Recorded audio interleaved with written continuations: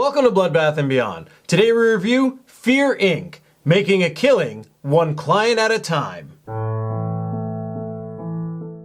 Directed by Vincent Masciale, starring Lucas Neff, Caitlin Stasey, Chris Marquette, Stephanie Drake, and Patrick Renna, Fear Inc. is about Joe, a guy who's been watching horror movies his entire life, and he no longer gets scared at haunted attractions. The kid from Sandlot approaches him with a business card that says, "Call me for a good time." Calling Fear Inc. immediately stages an event in which Fear Inc. the company sends out people to scare the living shit out of you and your friends, and they use force to really try and drive it home and terrorize you. So as Joe's hanging out with his friends, he makes the call, and for the rest of the night, he has to battle what he thinks is Fear Inc. So what do we like? I loved that this film was a complete guessing game. The story is something that you have to watch with someone else because you're gonna be guessing nonstop, trying to figure out if what was happening was just staged or if this is a killer just going around and causing all this mayhem. This movie has a very similar feel to The Game. Sean Penn buys Michael Douglas a game, an experience, and he has to try and figure out what's real and what's part of the game. In the end, it's all part of the game. And this is somewhat believable because people have gotten to that point where we're kind of immune to a lot of things. I mean, we've been watching horror movies forever. You go to these haunted attractions, you don't get scared that often.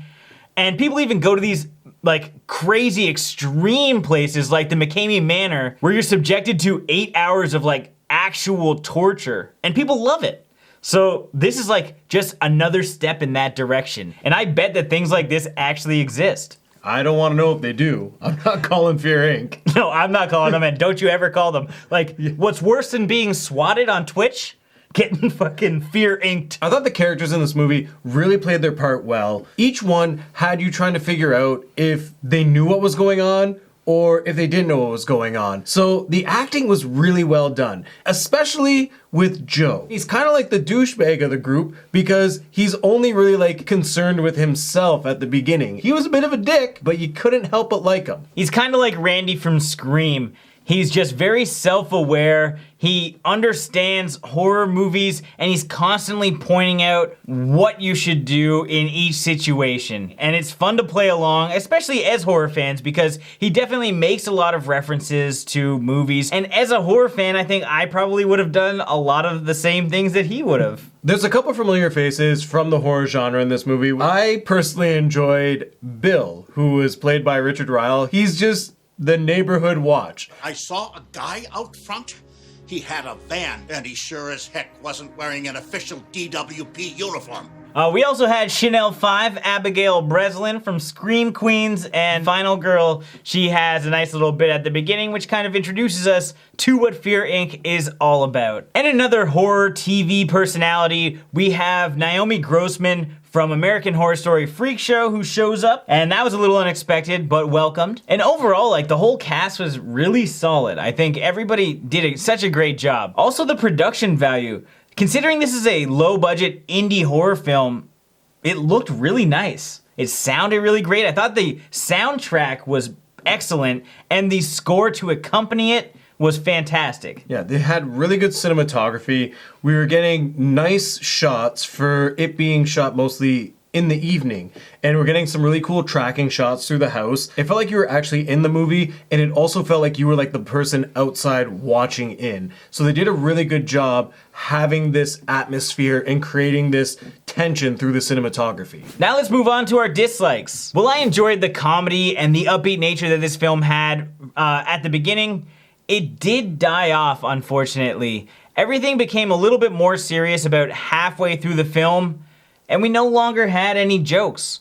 And that's a real downfall when it's a horror comedy. The movie just goes in too many twists and turns to really make you care for when a real twist happens. Unfortunately, and I called this in the trailer reaction, don't go and watch that because there's a huge spoiler in that trailer reaction when I give away the entire plot and end of this film, but I called it by watching the 2-minute trailer. I knew how the movie was gonna play out before I even watched the movie, and that sucks. If you know what's gonna happen, that's it.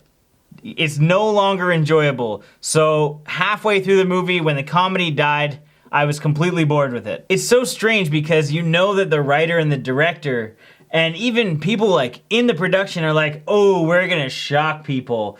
We've got the best twists.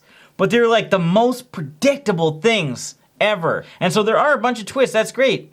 But everybody is going to guess them. It doesn't make it a twist if everyone can see it coming a mile away. Now, why do you think Shyamalan movies have been going pretty downhill? You know there's gonna be a twist, so it loses the gimmick. Now it's time for our final thoughts and ratings. Fear Inc. is an enjoyable popcorn horror flick. I think a lot of people enjoy this. Unfortunately, there's a lot wrong with this movie because the pacing is way off. I felt this was a movie that thought it was way smarter than it actually is. And it assumes that the audience is dumb. I did enjoy our characters. I think they all did a great job, and I did like the cinematography and all the production work, but in the end, I don't think it was a strong enough story for a lot of people to really get attached to it. So I'm gonna give this 2.5 giant Jengas out of 5. Fear Inc. is an interesting take on event horror. You're gonna love the idea of guessing if it's real, if it's staged, who's involved, who's not involved, what is Fear Inc., and how exactly is this gonna end. Around somewhere in the middle, there's way too many twists and there's way too many things to be guessing about that it's lost the whole fun of the film. Like, the comedy's gone, it goes serious, and I think when you're sitting there watching something and you're really liking what you're watching and then it goes to something completely different, it's not necessarily a bad movie, it's just not what you've been used to and not what you expected. But I actually enjoyed the tension, I thought the characters were great, and this was a very well produced film. The cinematography was awesome. So with that being said, I'm gonna give this 3.5 cool looking inflatable flamingos out of 5. As always, thank you for watching. Like this video and comment below with your thoughts on the film if you've seen it. If you haven't and you do want to check it out, there are links in the description where you can find it. And if this is your first time here, make sure you subscribe to the channel. We're trying out these fancy new end cards. Let us know if they work by subscribing and buying a t-shirt.